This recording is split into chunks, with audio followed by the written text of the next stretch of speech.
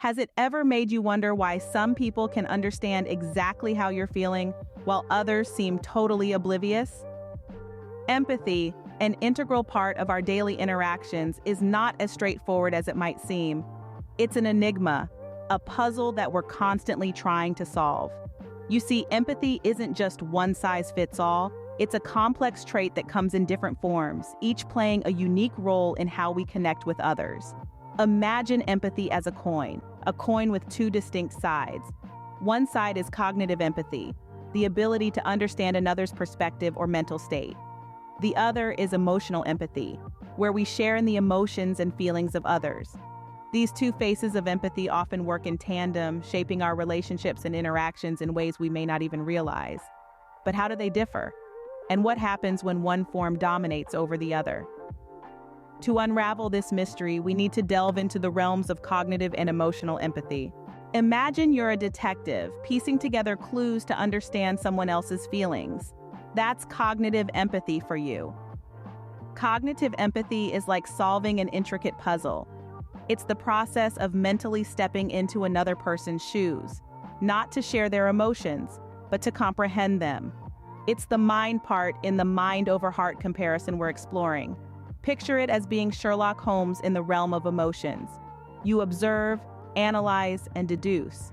You notice a friend's furrowed brows, hear the strain in their voice, and deduce they're stressed.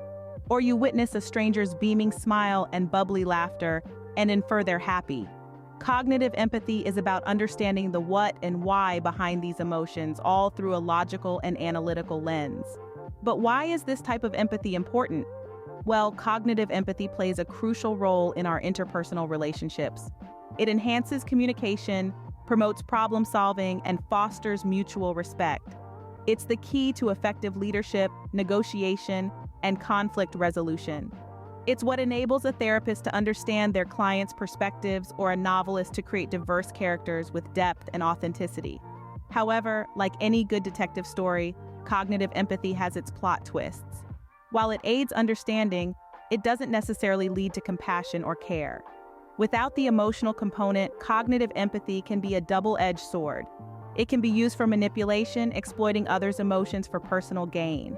It's the tool that skilled politicians, salespeople, or unfortunately even con artists might use to sway opinions and actions to their advantage.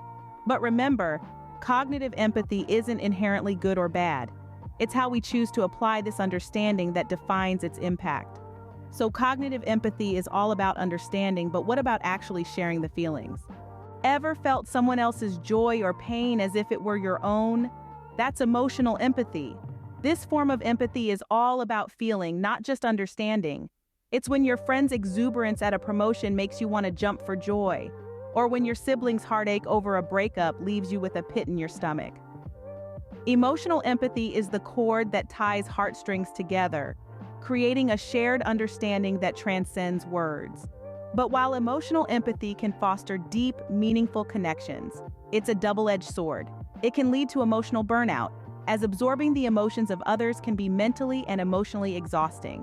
Imagine being a sponge, soaking up feelings, both positive and negative. It's a powerful ability, but one that requires balance and self-care to maintain. Emotional empathy can be overwhelming, but it's undeniably powerful in forming bonds. Now that we've explored the landscapes of cognitive and emotional empathy, which one do you think you lean towards? We've journeyed through the mind's ability to understand another's perspective. That's cognitive empathy. And we've delved into the heart's capacity to share and feel another's emotions. That's emotional empathy. Each type of empathy holds its own unique value. Cognitive empathy helps us navigate complex social environments, deciphering what others might be thinking. Emotional empathy, on the other hand, allows us to bond deeply with others, feeling what they feel, sharing in their joy and sorrow. So is one superior to the other? Not at all. They're like two sides of the same coin, each providing a different perspective on the human experience. Whether you find yourself more cognitively or emotionally empathetic, both can be nurtured and developed. Remember, empathy, whether cognitive or emotional, is not a competition. It's about understanding and connecting with those around us in the most genuine way possible.